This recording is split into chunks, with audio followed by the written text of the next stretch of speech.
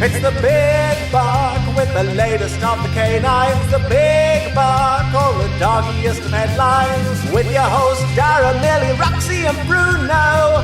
They're the kind of dogs that you know. It's time to talk about health, nutrition, training. Talk with canine professionals, owners and dogs. It's the Big Buck, the Big Buck. All the canine stories for you.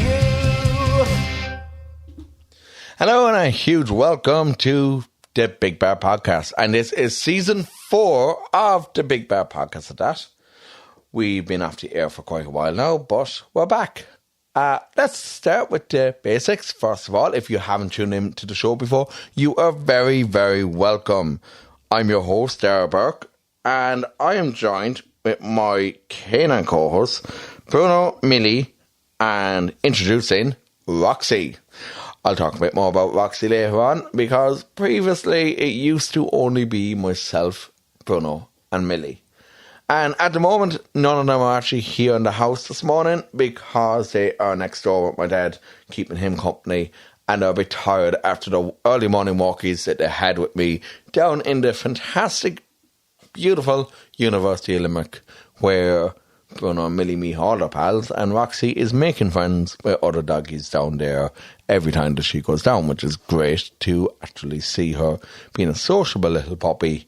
But again, we're going to talk a bit more about Bruno, Millie and Roxy, give you a bit of background on them just in a small while, and sure, you know, we'll tell you all about them. Well, you probably know all about Bruno and Millie, but I'll give you, for the people who don't, I'll give you a bit of background on them as well. Okay, so if you have tuned into the show before and been a regular listener, thank you for joining us once again. We've been off the air now for quite a while. It's been a number of months. Our last episode was October 31st, which was our Halloween special. And we did a big spooktacular back then. And got a great old buzz to that there. And, okay, so what's going to be happening this season? Right, well, I'm going to start off by giving you kind of an oversight why we've been back, or why we've been off the air for so long. Okay, so I'll be giving you a full kind of my own story, I suppose, later on the show as to why we were off the air. But we were meant to be doing a Christmas episode in December. What happened was the end of the official season last year was always set to be the Halloween special, with a one-off Christmas special then to be aired in December. Now, that didn't happen, unfortunately. I suppose for a couple of reasons. First of all, we were focused on the calendars, Christmas cards, the charity campaign that we were running at the time, and the raffle, everything that was going on. Then, unfortunately, in mid-December, on the night of the 13th of December, morning of the 14th of December, tragedy really just, I suppose, struck in my household. You would have often heard me mention my older brother Shane. And I've mentioned him a number of times in previous seasons, how his bond there with the dogs, with Bruno and Millie, was really strong, and how they loved him so much. My brother passed away on the morning of the 14th of December, very suddenly. And I'll be honest with you, it turned our entire world, it turned it upside down, completely upside down. So, I think it's taken me till now, and today is the 3rd of July, it's taken me really till now to, I suppose, get the motivation to come back to doing the podcast. I just, look, for months and months, I didn't have any motivation there. I just barely, there were days I barely had the motivation to even work. And there were days I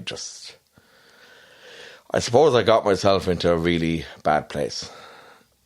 But that's also something I will be talking a lot about that later on, because what today's show is going to really be about is focusing on my own story and how my dogs, how Bruno and Millie, especially in the months after Shane's passing, and now Roxy, how they are such huge benefit to my mental health.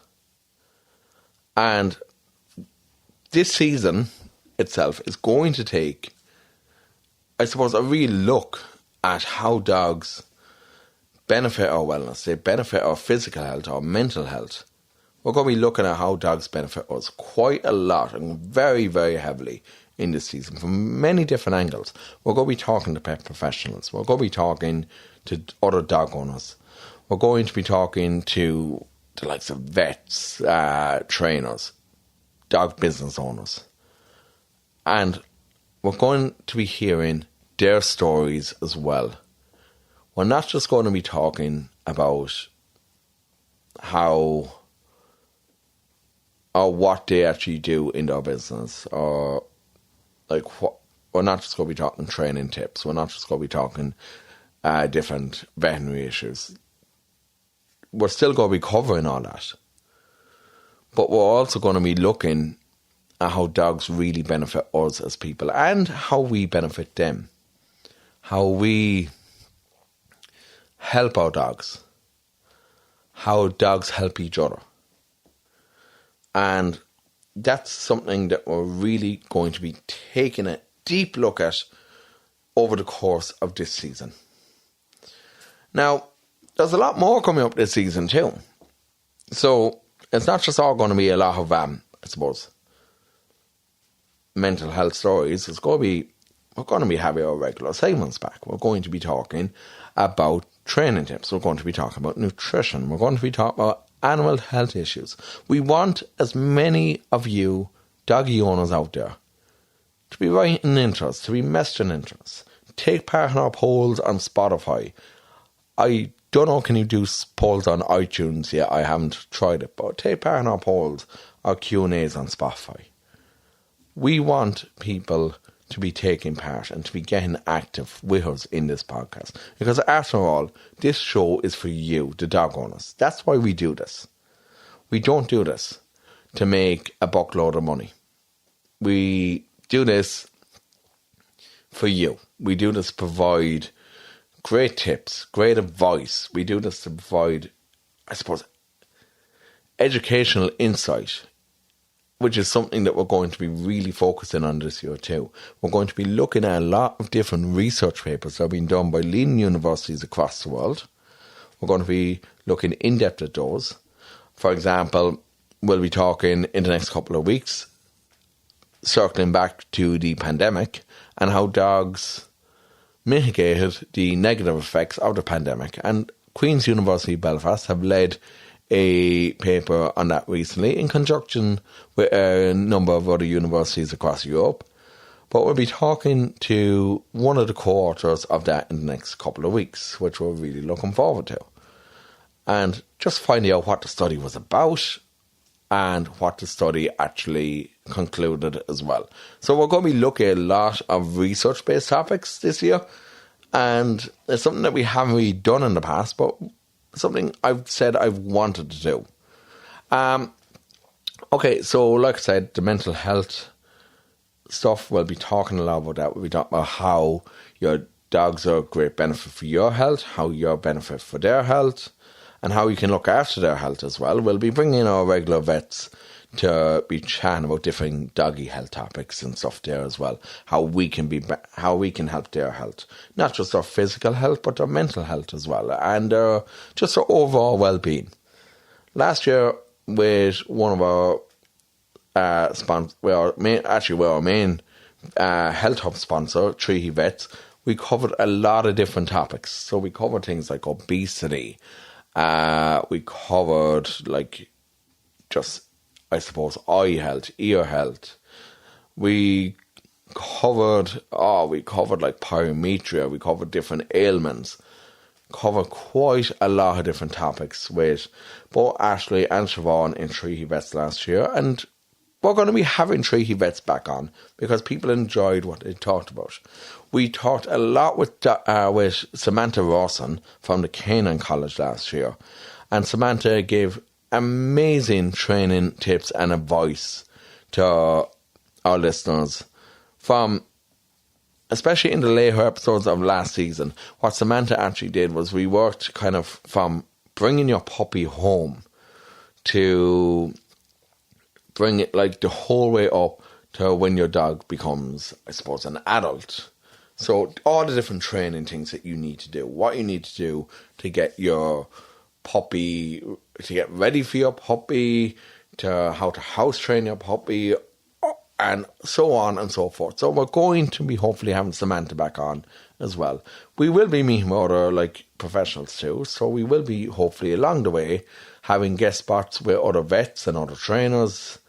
And like that's all to be nailed down yet. But just to give you an idea of what's happening then, like we're all the above. And I suppose just how we're going to take the show forward is we want to have a real fun element to the show.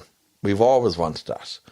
But we can't ignore in recent years, we can't ignore the level of cruelty that has taken place in Ireland. Now, when I set up the podcast, when I set up the Big Bark, and believe it or not, the Big Bark podcast was initially known as the Barking Mad podcast. And like it kind of suits me because I am a bit cuckoo and barking mad, as people will call me. That's actually the way some people describe me. So that's kind of where the name came from. But the Big Bark, as we rebranded and as we grew, the Big Bark became, I suppose, known to so many dog owners as a great source of positive information, helpful information. But the one thing I have had said to me, and it's not a criticism from people, and I don't take it that way. I suppose a constructive criticism if you want to look at it that way, is that we never covered the cruelty cases. Now, we covered in depth last year the case of Donald Rogers, who has sadly passed away since then, and his long legal battle to prevent his beloved dog at the time, Kim, from being put to sleep for allegedly buying that woman from Clonmel. Now, we're not going to go into that again, but we covered that in depth last year. We cover quite a lot in recent years. We do interviews with different, I suppose, animal rescues, and we've done a lot of work with animal rescues in the past. But the one thing that I've never, I suppose, done is to talk about the horrible, cruel cases. And there was a reason for that, because I wanted to keep this an upbeat, happy podcast. Now,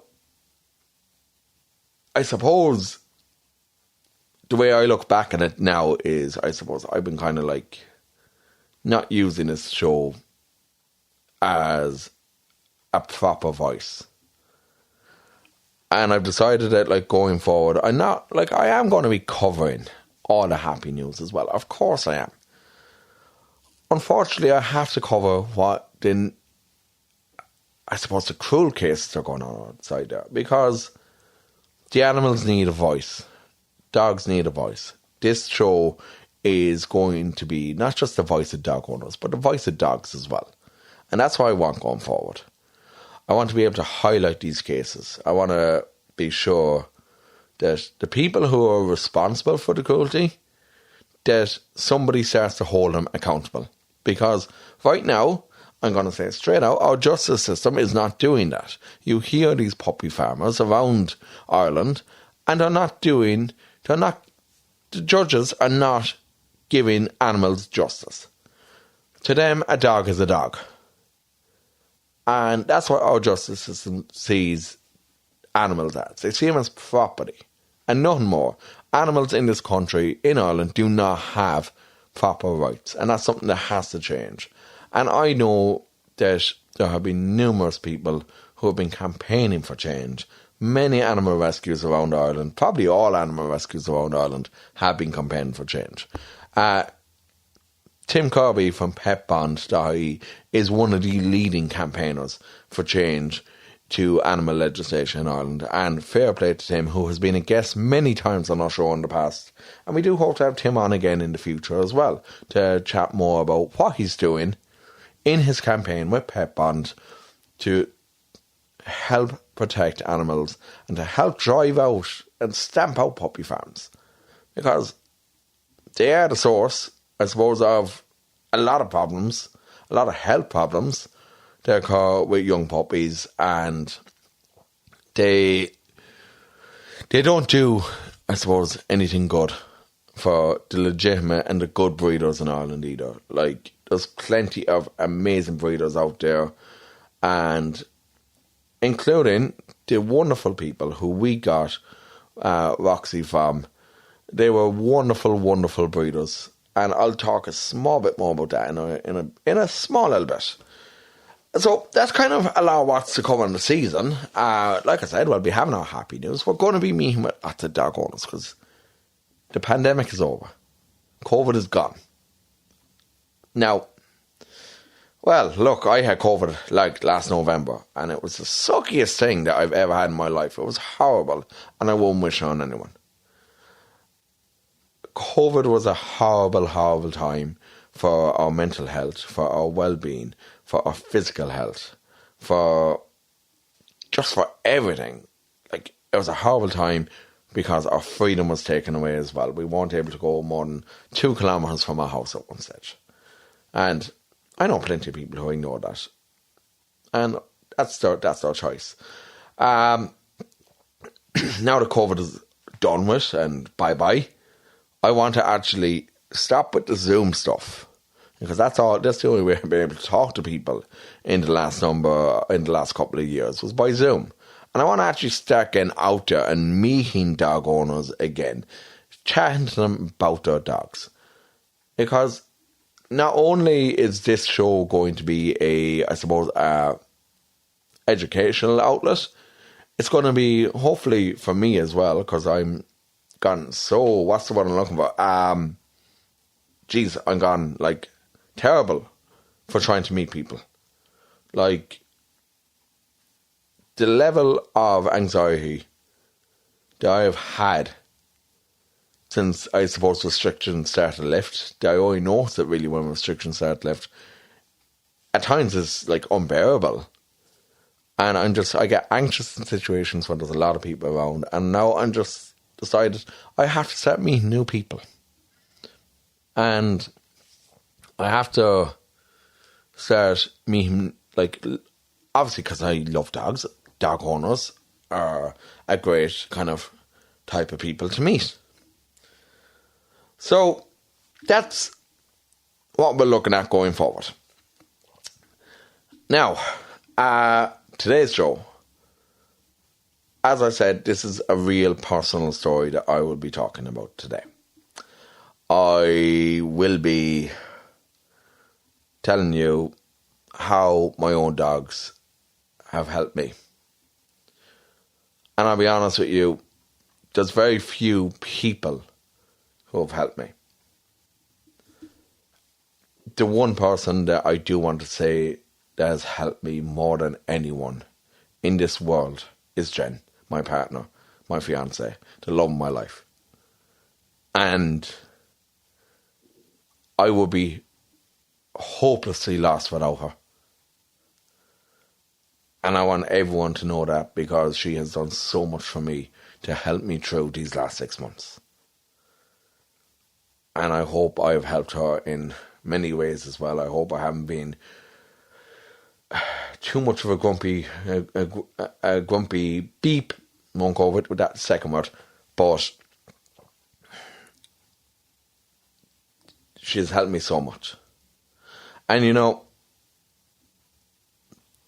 this show today, this episode will be talking about how not only Jen has helped me so much, but how Bruno and Millie helped me, and how I suppose I helped them, and how Jen helped them, and how they've helped my dad and my sister. How we've all been helped by our dogs, and how we've helped each other through this last 6 months, because by God it has been hard. But having our dogs there, having Bruno and Millie there, and now having Roxy there, has been just so helpful. Speaking of Roxy, so Roxy, I'm gonna say this to you lads. Roxy's a handful. It was about, look, we had been talking about for a long time, Jen. We were talking about getting another puppy. We had said it for a long time that we wanted another golden lab puppy. Now, look, I know that there are going to be people who are straight away on the defence telling me, adopt, don't shop. Now, I'm all for that, lads. I really am. I'm all for adopting before buying. But we wanted a puppy and we checked it out. We went to a very good breeder. We did all our homework. We met with the owners. We met with, we met the dog's mother. We met so many other dogs that were on the property at the time. And I know people are going to be like, oh, you should have gone to a sanctuary first. Fair enough. I won't argue against your point. But where I live, my house is a small little enclosed garden. But then there's an open garden which leads into my father's house next door. The fencing along the front of that garden is the timber fencing. And it's wide open into the field at the back.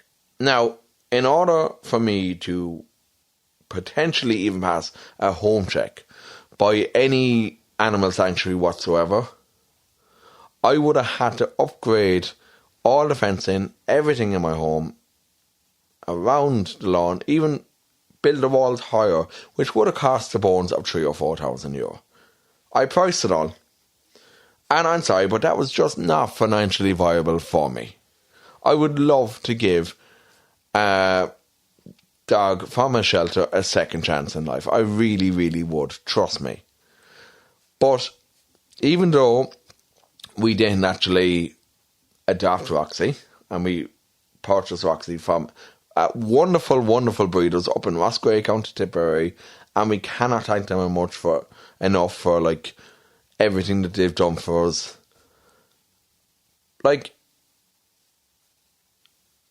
For me, I do so much work myself for animal charities in other ways. And if you've been a listener and tuned in regularly to the podcast, you will know that, because over the last 4 years, since the podcast has started, the Big Bark has raised over €10,000 for different animal charities all throughout Ireland. So, before Christmas, we had our charity calendar. Unfortunately, this was one of those years where we did not make any financial success on the calendars, for the simple reason we were left with a lot of them left over, and the printing costs were through the roof. And look, I'll be honest with you, I can't afford to cover the printing costs, so they do come out of the actual price of the calendars. That's changing this year. Before I jump into Roxy's story, I just want to let you know that is actually changing this year. So we will need to probably increase the price of the calendars somewhat this year, which I don't want to do. I want to make them affordable for everyone. But we're also getting sponsors behind us to cover the printing of the calendar this year, so that we can ensure that everything does go to the animal charities that we will work with this year as well. Now,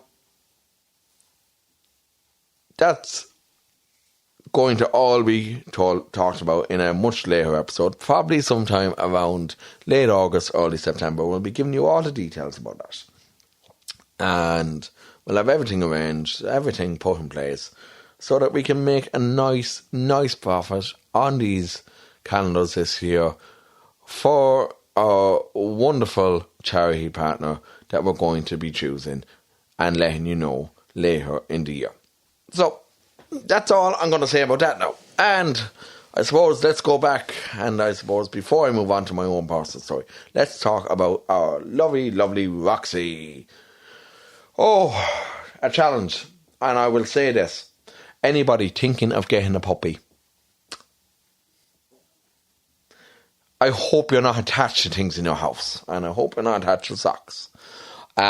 Newspapers, don't even bother buying them to read anymore. Just get the free ones. If you have anything on the kitchen table, take it away. I'll put it on a higher kitchen table.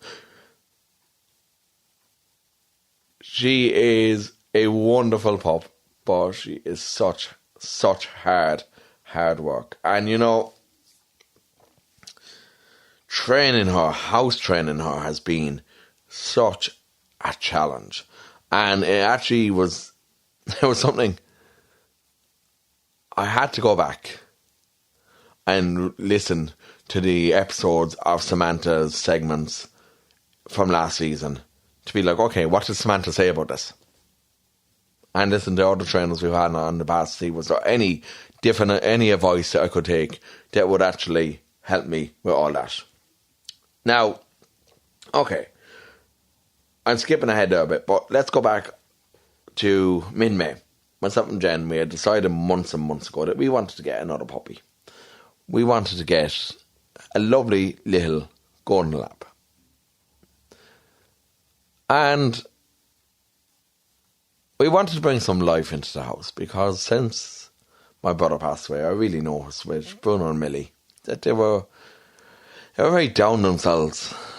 And I will be talking a bit more about that again later on in my own story to kind of give you an idea of what happened there. But that's a later on thing. I won't go into much on that for now. But we wanted to bring some life into the house. We wanted to bring, I suppose, some energy. So myself and Jen, we went on to dogs.ie, which, by the way, if you're using a site like dogs.ie, it's a great site, it's a wonderful site, but do your homework. Dogs.ie give wonderful advice, great advice, to loads of tips on what you should do if you're looking to purchase a dog.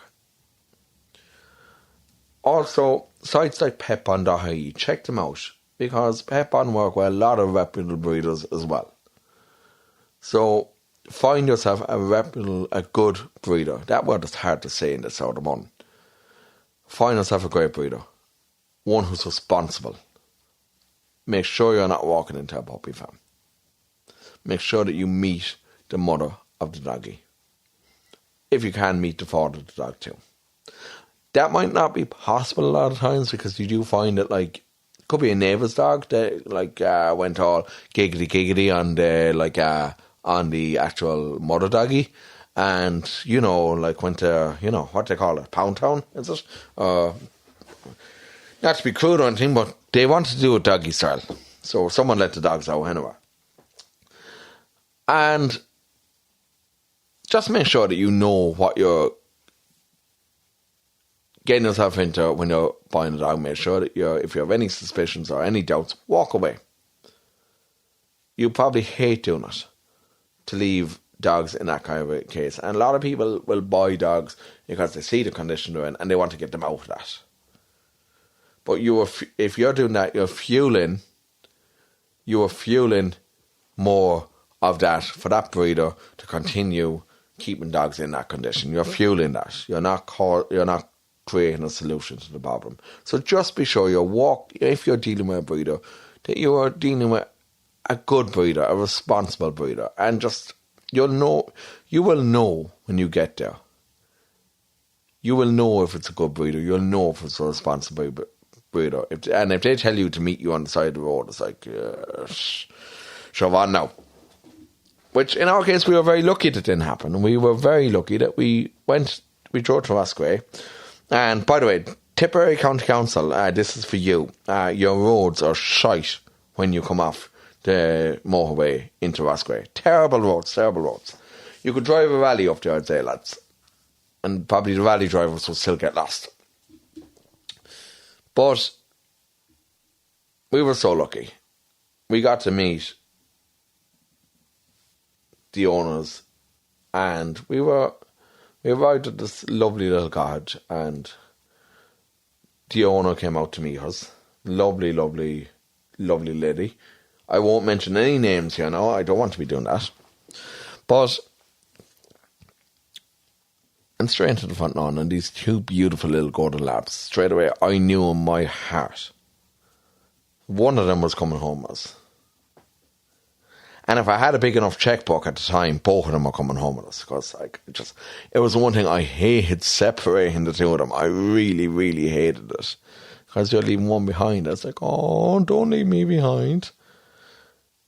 We spent over an hour there that evening trying to decide. But I think we knew it was the girl that we wanted. We wanted the little girl. The mother was around 3 years old. And she was the most playful thing going.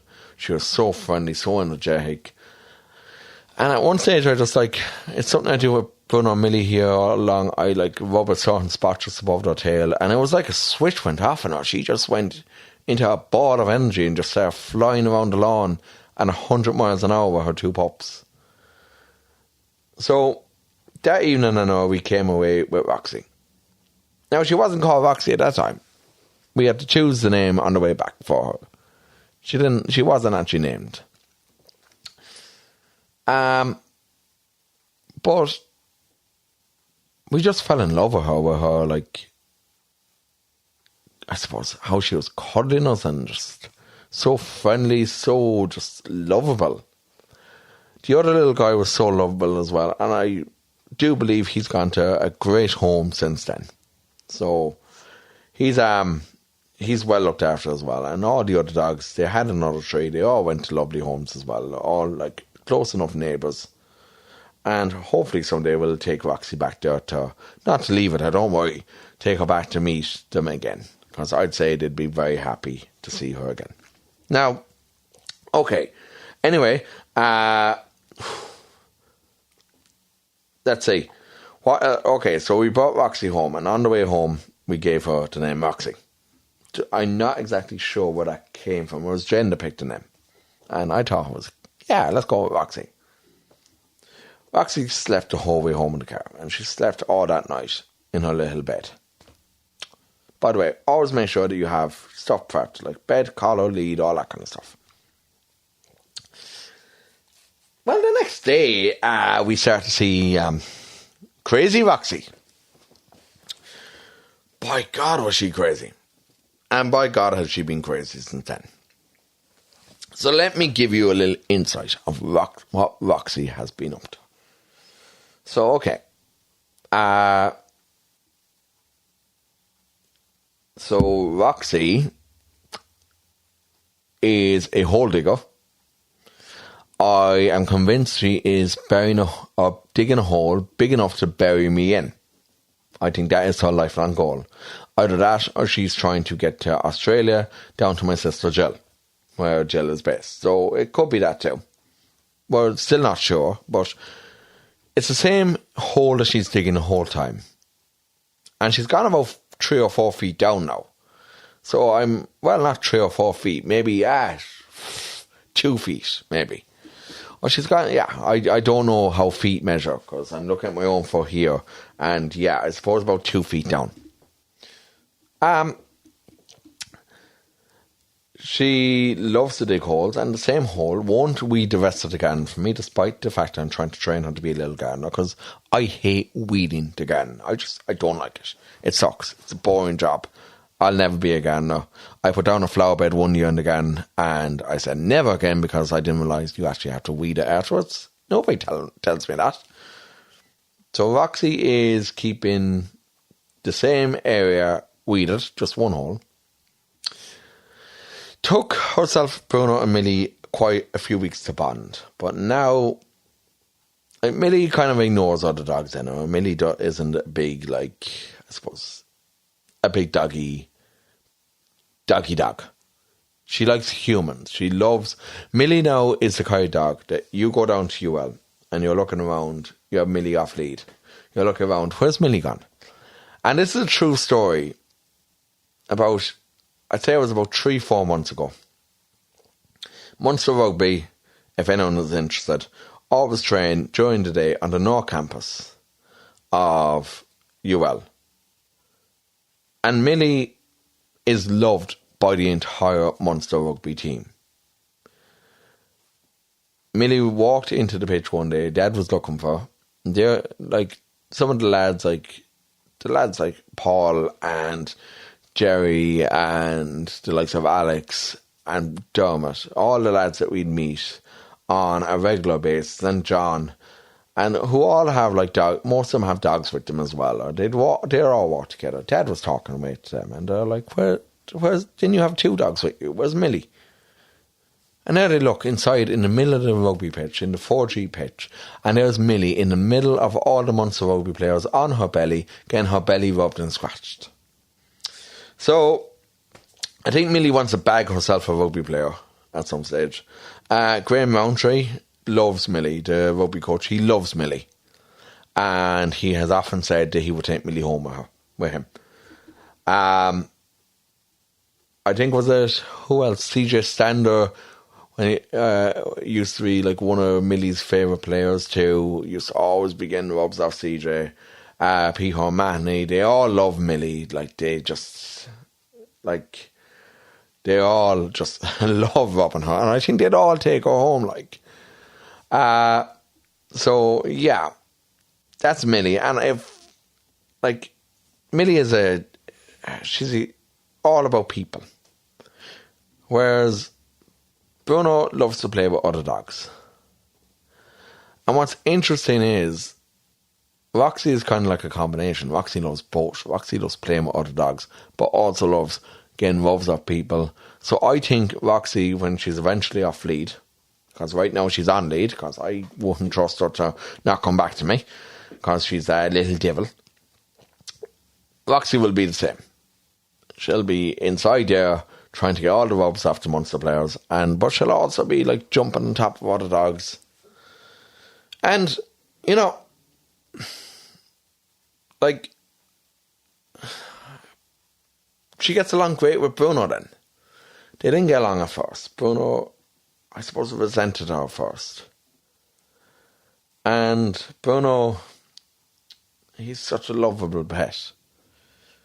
Bruno was going through his own trauma. You know, now, about 6 weeks on, they're the best of friends. Now, when I say best of friends, they literally kick the crap out of each other outside in the back. They pin each other to the ground. We play boying for about an hour at a time. But they get on now like a house on fire. And she's really helped to kind of, I suppose, bring back his puppy self to him. And I've definitely noticed that in like the last few weeks. So that's kind of pretty much all about Roxy, except for one last thing that I do want to say. I suppose, like, you know, Roxy, Bruno and Millie, the 3 of them, they were staying with Dad there last week. Because myself and Jen went off to Westport. And, you know, Westport is a very special place for me and Jen. Because if anybody remembers, something amazing happened there last year. Which I'm going to talk about again in a second. And just give you a reminder of it. So, Roxy was staying with Dad last Monday and Tuesday night at the end of June. And you would expect at the end of June for the weather to be fantastic, beautiful, sun splitting in the sky. Apparently we had the warmest June on record in Ireland. Find that hard to believe with the amount of rain that we've had. Warm rain, that's our summer. Great. Now, on Tuesday night was one of the wettest nights of the year. And then a good neighbour of ours was up and helping Dad below in the shed with a few things. Bruno and Millie were lying down in the shed with Dad and the neighbour. And Roxy, on the other hand, was in and out every, just like zoomies in and out the door of the shed, out into the lawn, digging holes in the lawn in the height of that rain. Trying to, dig my, the hole she's going to bury me in. And did she come in covered in absolute, utter muck, apparently. I wasn't here for this. I would have loved if the security camera had picked it up, but it didn't, unfortunately. Just because of the angle I was at. In and out, covered in absolute muck. And Dad rang me then later on that night and he told me. And it was strange. Normally, I would have expected Dad to be like that little bitch. But he was actually just happy that she was having fun, and it was just so fun to see. And it all came off. She got washed. She got muck, but it all came off easy enough. So that was grand. And it was great for Dad to have him there as well, because Dad took Roxy for a walk as well on the Tuesday. So it was great for him to have them there as well.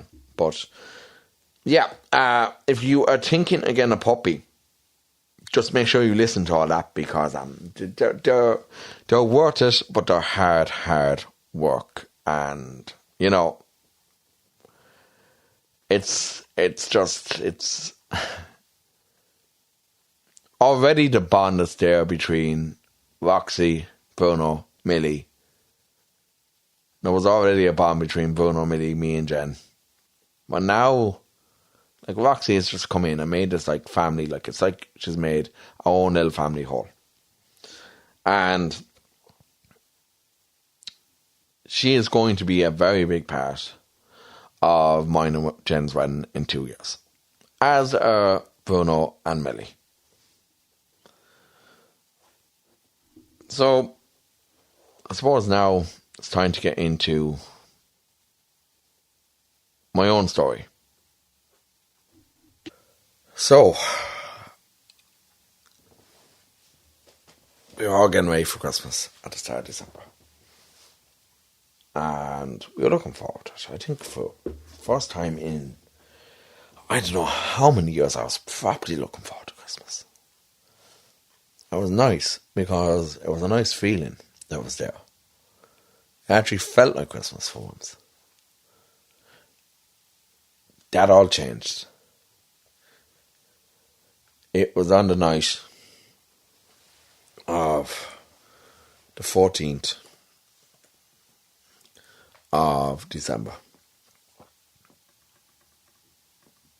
And, the 14th was the morning of December, so early morning. The 13th of December, about going on 12 o'clock, or maybe just after 12 o'clock on the 14th, I heard a knock on my back door. And Jen heard it too, and Jen woke up and she was like, Darragh, Shane's calling you.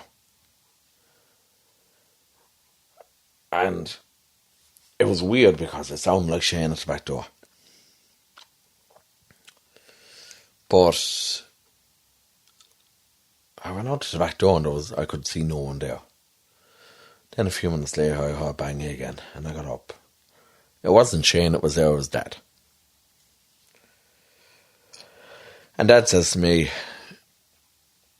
that Shane was on the ground and they couldn't get him up.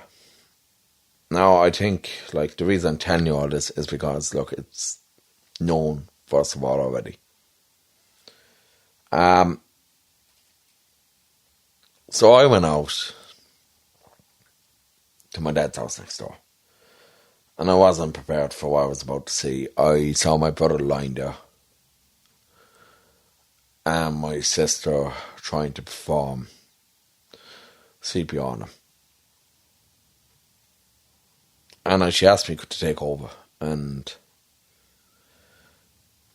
I wasn't able to. And I think for me, it was one of the hardest things I've ever had to see. Now I followed in the hours after. The ambulance came. They spent close to 40 minutes working, trying to bring Shane back. And my sister Jill had spent probably the bones of 30, 40 minutes as well before that, trying to bring him back. Eventually a second ambulance arrived too, and to help. And they got a pulse, they said. And then they took him to the hospital. So we arrived at the hospital, followed the ambulance back there, we arrived. And it was after 3 o'clock that they said to us to come in. Then he wasn't coming back, to come in and say goodbye.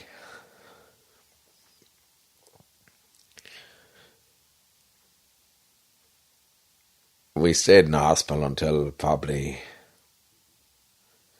5:30 that morning. I rang Jen after they told us, and I rang Jen and I told her that he wasn't coming back.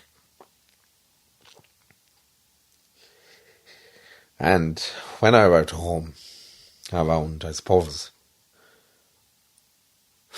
close to 6 a.m, I'd say, 10, 5:30, 6 o'clock, I came in and I sat on the chair, on the couch. And I started crying. Obviously, Jen came out to me to comfort me. But you know what I found was Bruno came out as well.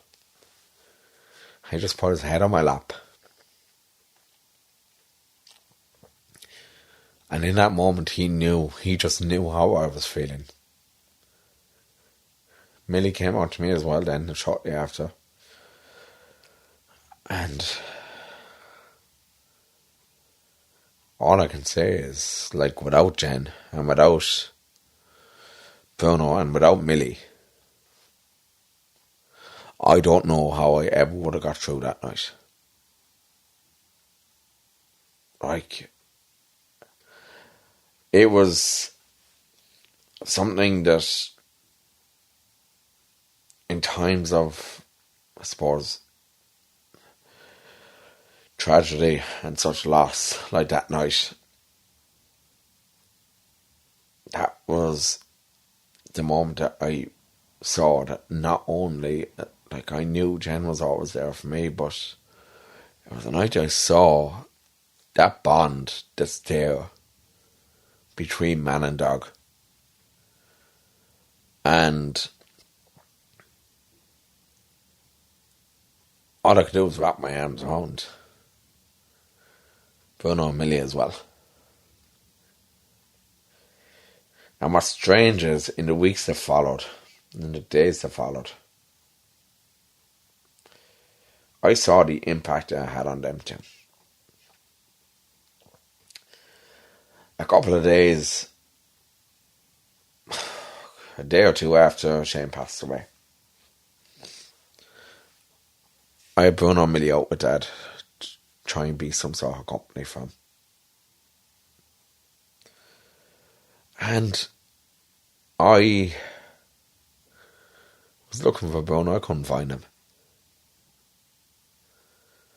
And I did find him about 10 minutes later, and there he was below in Shane's room.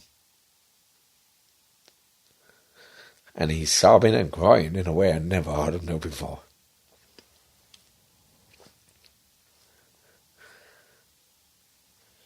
And he knew Shane was gone.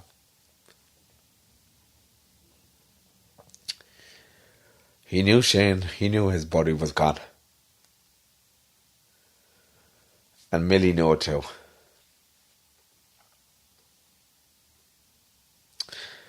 And I saw how it affected the two of them in the weeks that followed.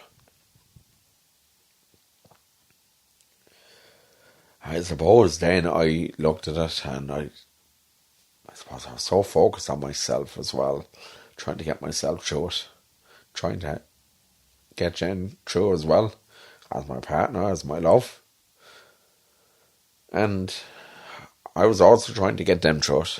I was trying to get my dad through it, trying to help Jill through it, trying to just be strong. I know it was so weird. I never would have thought that I would have seen Bruno like that. In the weeks that followed afterwards, obviously it was a heart-wrenching Christmas for all of us. In the weeks that followed, I tried so much to just help Bruno through it, help Millie through it,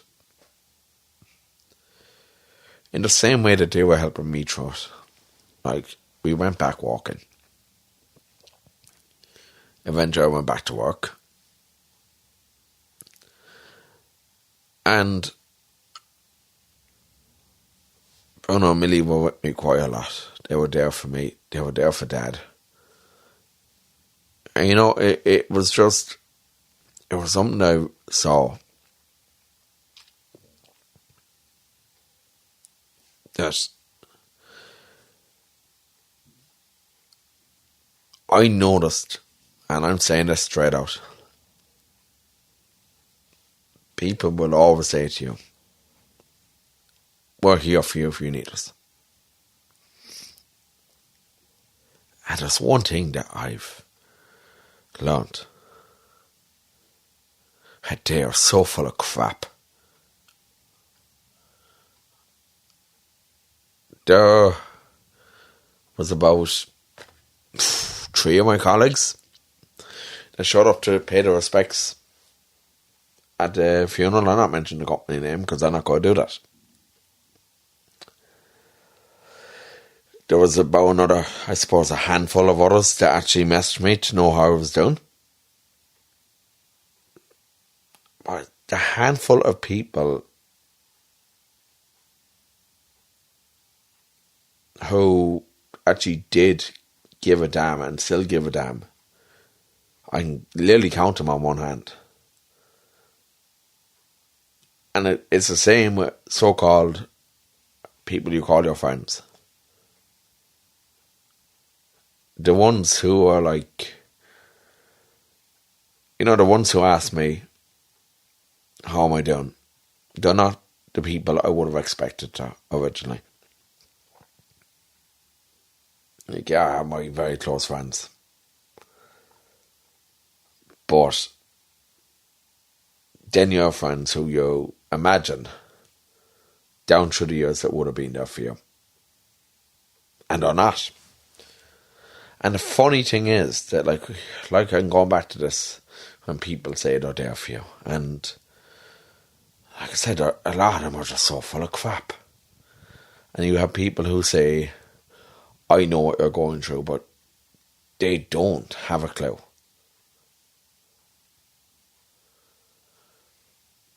I can say that one person through it all has been there for me, and that's Jen. Like I said at the start of this, she's been my rock. Obviously, my dad is right next door. But he's going through his own stuff.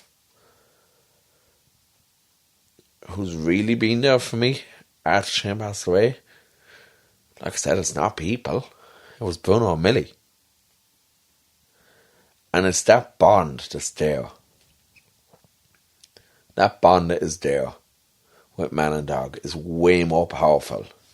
Way, way more powerful than any human-to-human bond. Unless it's a real close loved one, like what I have with Jen.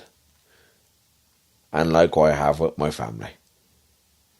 It's all friendship kind of thing. Like, it's, do you know, I realised that very few people have like actually been there.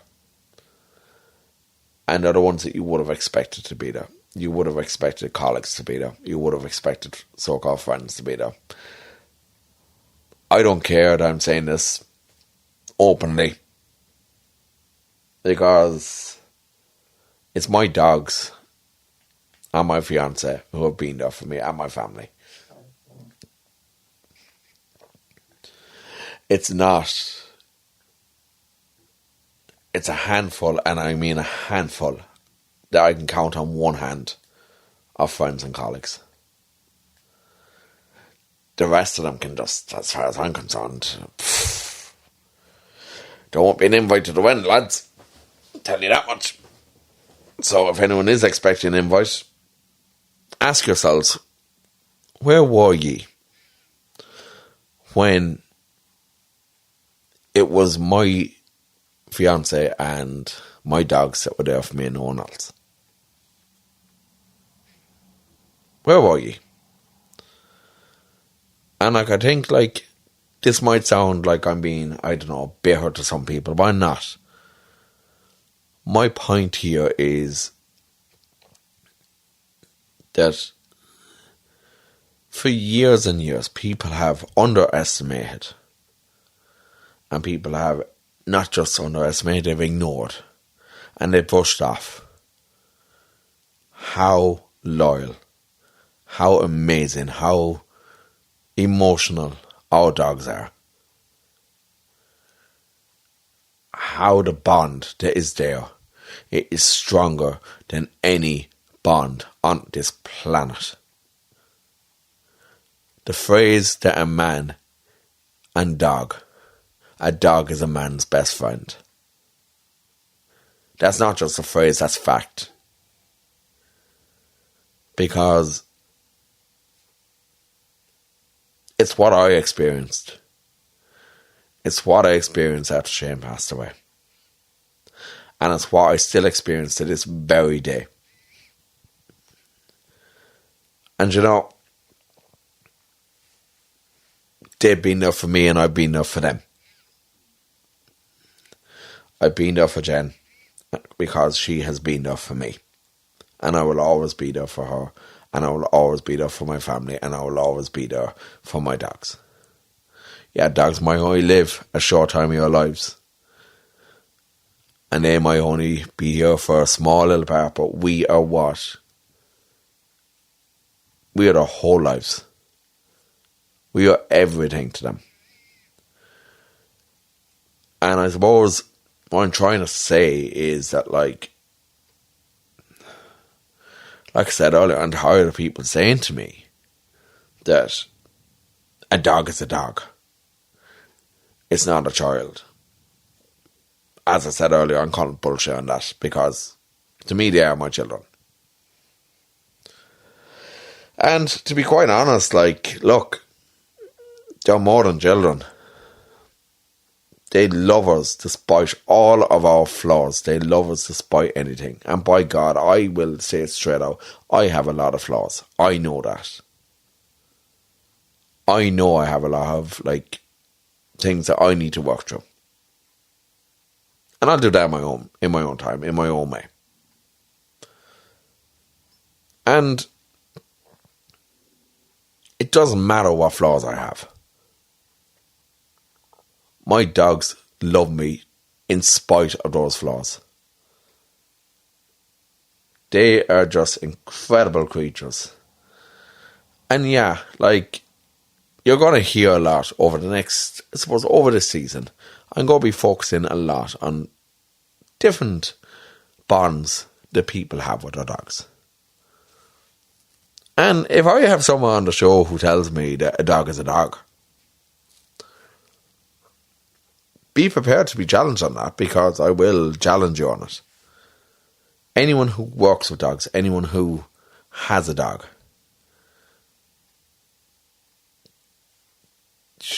anyone who loves their dogs, will understand the emotional attachment that's there.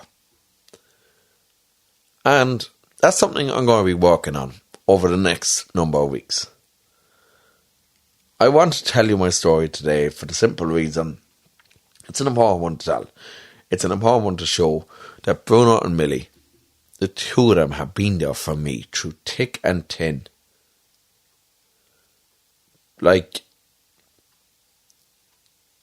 Okay, before I wrap up, this time last year, if anyone who follows us on Instagram, they will have seen. At this time last year, myself and Jen, we went up to Westport. Lovely, beautiful little town. And we went there for a few days. We had never actually been there. Now, I'm told I'd been there when I was a child. I cannot, for the life of me, remember that. But Dad tells me we were there. That we went stayed in, like, I don't know, was it some camping site or something when we were kids. But sure, like, I can barely remember last week.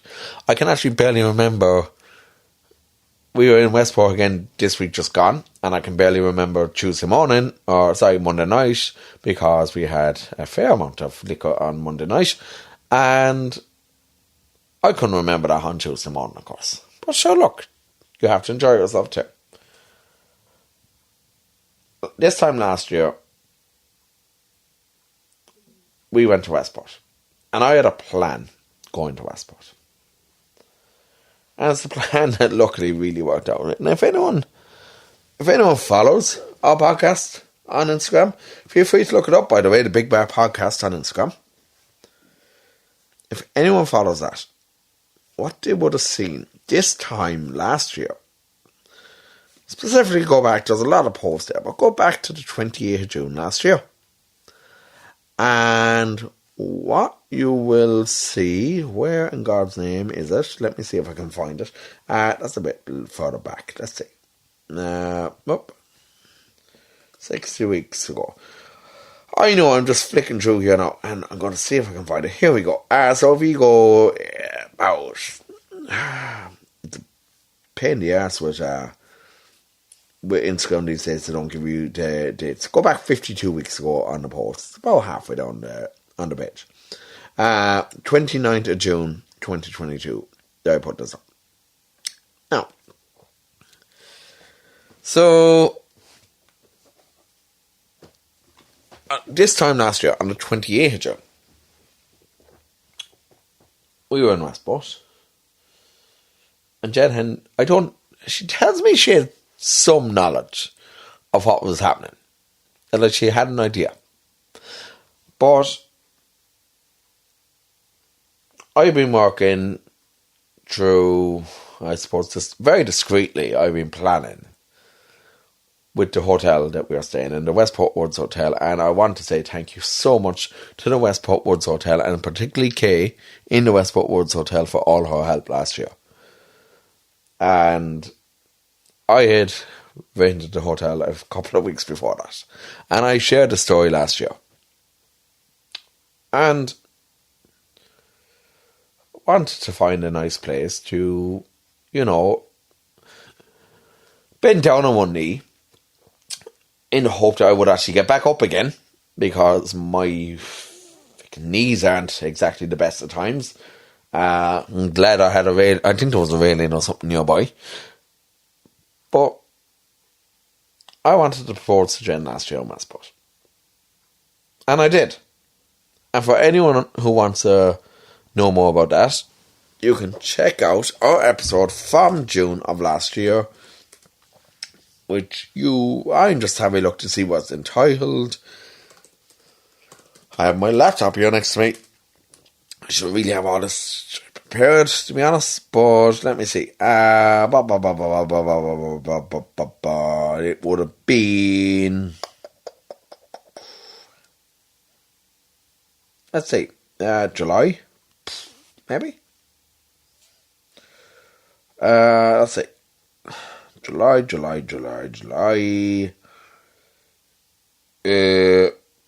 June? Here we go. July. At the very start of July, it is episode 50.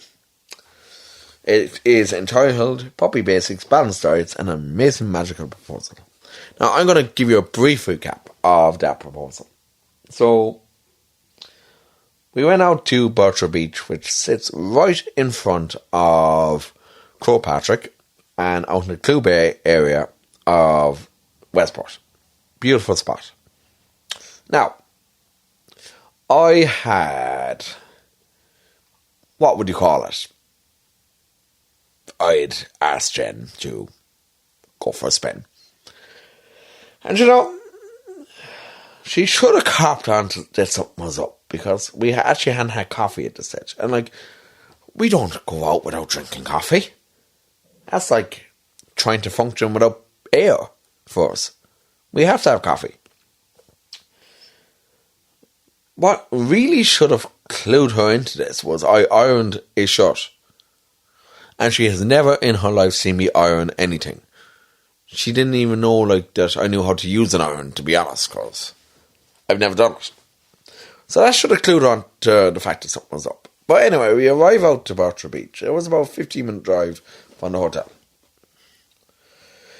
And we were looking out at the sea. And what was a rainy, showery morning had stopped raining for a bit. And as we looked out over the bay, I sent 2 photos to Jen, to her phone. And all I will say is thank God for decent internet these days, because otherwise I was screwed. I wouldn't have been able to do it. I sent her 2 photos to Viber. And they were of our beautiful, beautiful doggies, Bruno and Millie. And each were sign written out in front of them. And Millie's sign read, "We want you to be our mammy forever. We all love you so, so much." And then she swiped to see Bruno's and said, "Will you marry our daddy?" And I can still remember the tears did well up in her eyes. Sorry, Jen, for telling people that. But as she looked down, or as she looked back, I was already down on one knee. And I was shaking. I was so nervous. I'd never been more nervous doing anything in my life. You think all this, you waffling on a podcast, that I'd be used to not be nervous, but I was so nervous. And I asked her to marry me. And she's still here, so she said yes. She asked me at the time what would I have done if she hadn't said yes. And so I was like, well, the ocean was right there. I was going to America. But, a year on, we went back there to spend a few days there, and we went back out to Bartra, and we looked back on this time last year. And how much has changed in a year. So much has changed in the space of a year. This time last year, I would love more than anything for my brother to be my best man at my wedding. And now he's no longer with us. But one thing that hasn't changed is how great our dogs have been. They were fantastic last year when I finally got them to sit still for a freaking photo so that I could take the photo with the sign. I was planning to do a big different thing on that, by the way, with a drone and bandanas and everything involved, but that didn't exactly work out. But the proposal, I was told, was perfect. And you know what? It's funny to think about it, because the proposal was perfect, because I always planned on having Bruno and Millie involved in it. For the simple reason that they, to us, are our kids. They are our children. They are everything to us, and we're everything to them. And a year on, that's one thing that hasn't changed. The one thing that has changed is now we have a little brat called Roxy, who is, like I said, a brat. But my God, she is just full of life, and she really just,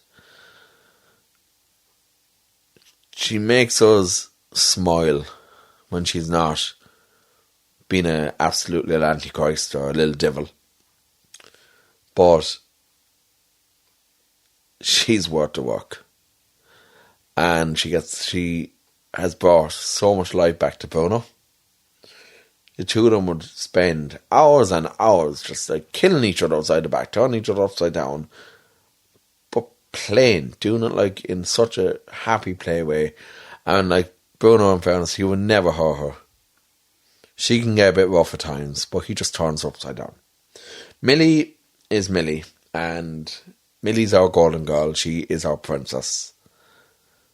And Roxy has just come in and like been like such a, you know what, a joy.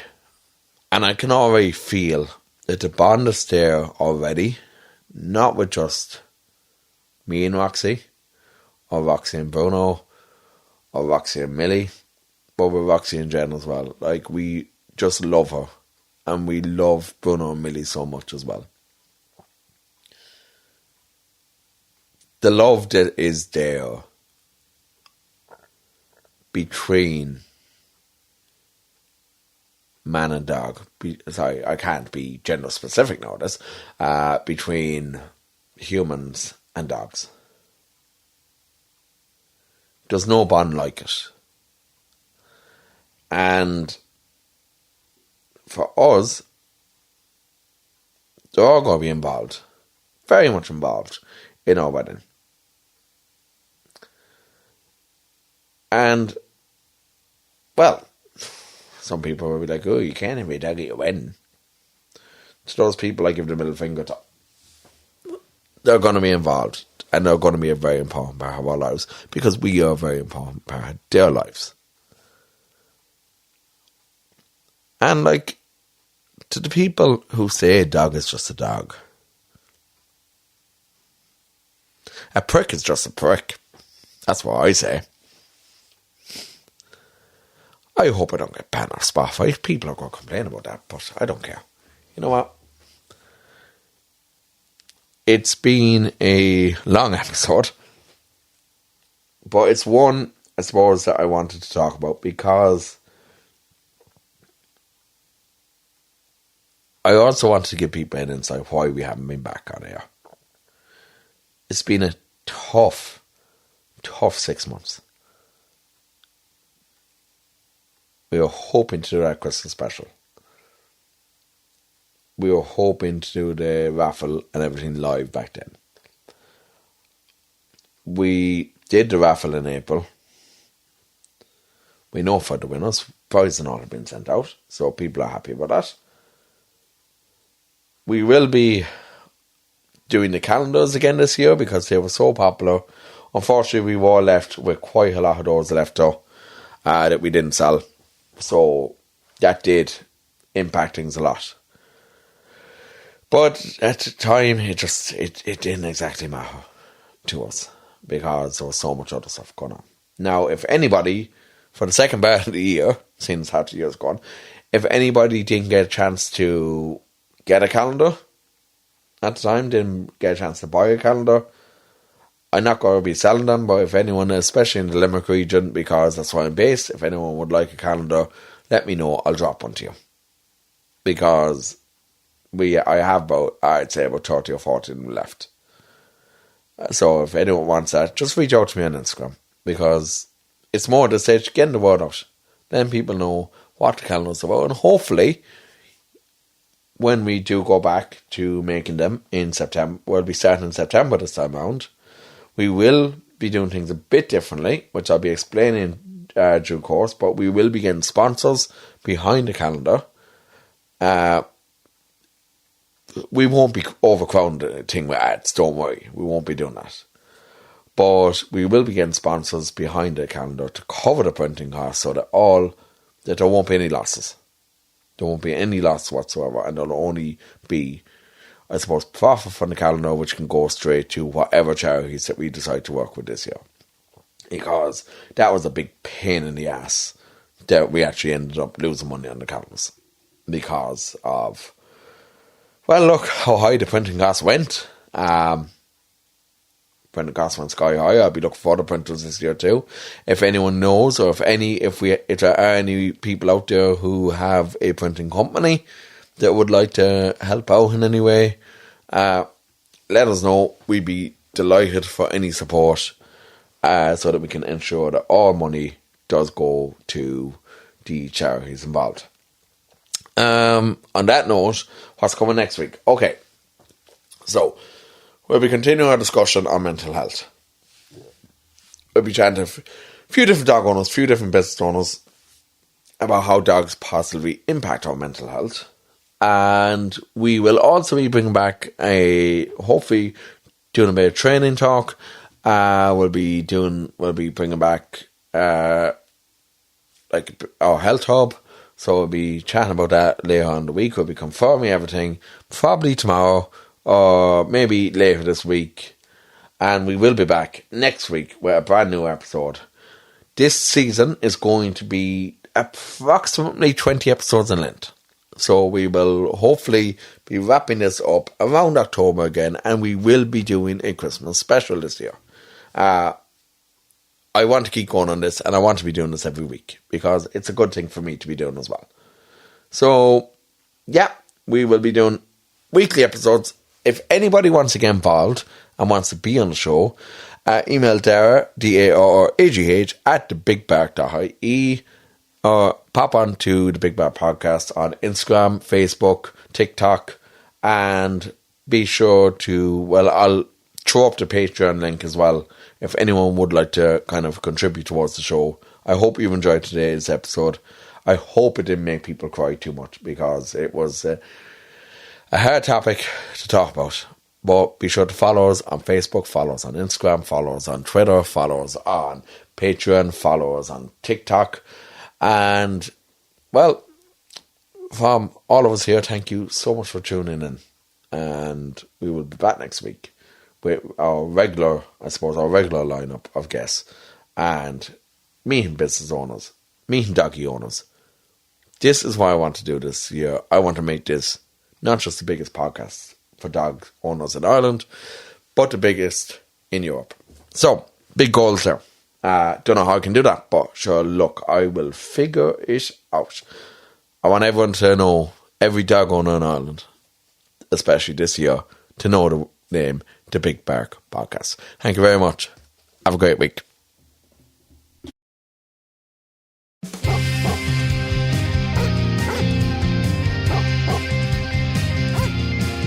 It's the Big Bark with the latest of the canines. The Big Bark, all the doggiest of headlines. With your hosts Darragh, Millie, Roxy and Bruno. They're the kind of dogs that you know. It's time to talk about health, nutrition, training, talk with canine professionals, owners and dogs. It's the Big Bark, the Big